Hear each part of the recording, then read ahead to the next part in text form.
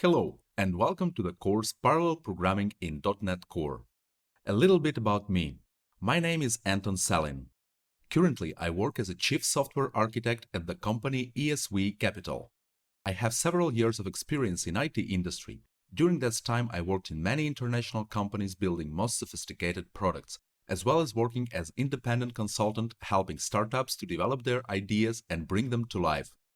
Feel free to contact me if you have any comment or question or simply want to share your idea with me.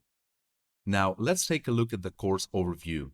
This course is designed for .NET developers who want to enhance the performance of their applications by using parallel programming concepts.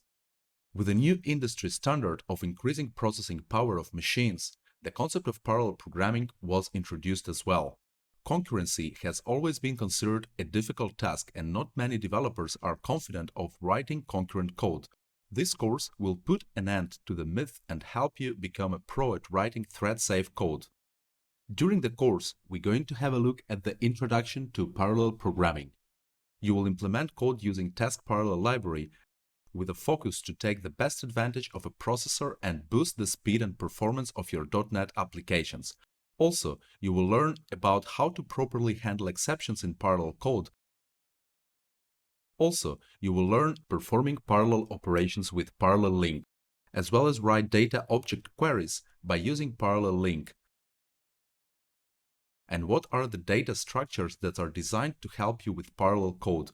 By the end of this course, you will be able to parallelize your code to increase the efficiency of the final product and distribute work across multiple processors. For this course, you will need a latest free version of Visual Studio and .NET Core package installed on your machine. Also, you will need to have a host machine that has more than one processor so you can experience the behavior of parallel programming. Thanks, and I hope you will enjoy this course.